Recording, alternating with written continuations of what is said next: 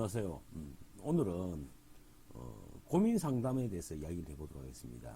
제가 어떤 인터넷 사이트를 들어가니까 고등학생인데 자신은 춤을 좋아한다라고 얘기를 하더라고요. 춤을 좋아하는데 학교를 포기를 하고 고등학생인데 학교를 그만두고 춤만 추겠다고 하는데 여기에 대해서 어떻게 생각하는지 상담을 받는 그런 케이스를 제가 봤습니다. 그래서 저는 그 학생이 공부에 대한 어떤 관점 자체가 너무 협소하다는 생각이 들거든요. 공부를 그냥 눈에 보이는 어떤 그런 것들만 생각하고 그 깊이 있는 부분에 대한 의미와 가치를 캐치하지 못했다라는 생각이 들었습니다. 공부란 것은 그런 거거든요. 우리가 배우는 국어, 역사, 사회, 이런 것들은, 취업하기 위한 어떤 그런 수단의 의미만은 아니죠. 그거는, 좀 일반론적으로 얘기를 하면, 나 위에 다른 사람, 세상, 이런 것들, 돌아가는 어떤 원리, 사람의 어떤 감정, 생각, 사상, 이런 것들을 이렇게 포함하는 그런 어떤, 나 위의 세상에 대한 어떤 지식을, 그걸 배우는 걸 공부라고 이야기를 하거든요.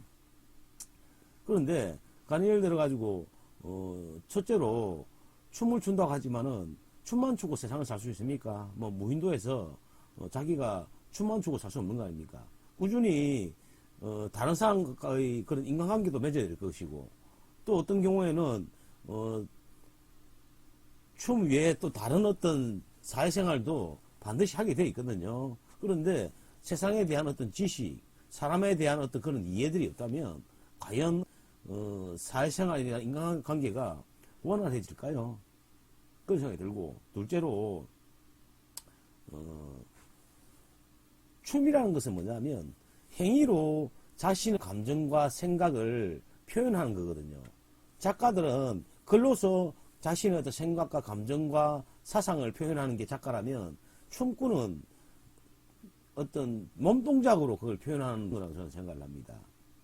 그런데 나 위에 다른 사람들, 그러고 그 나의 춤을 지켜볼 관객들에 대한 그 사람들의 정서, 감정, 생각, 이런 것들에 대한 이해 없이 과연 내가 춤을 추고 춤을 만들고 할 때 그 사람들한테 어떤 공감과 설득을 시킬 수 있겠냐는 생각이 들었거든요. 그러니까 그 공부란 것은 그 학생이 생각하듯이 단순한 어떤 그런 것들은 아닙니다. 그 이면에는 보이지 않는 엄청난 가치와 의미들이 있다. 그렇기 때문에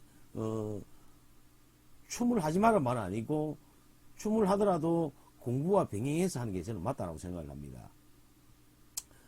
그러고 공부가 그 춤추는 그 개인에 대한 어떤 미치는 어떤 영향, 이런 것들은 워낙 어떤 방대한 어떤 그런 문제이기 때문에 지금 이 시간에 언급하지 않겠습니다.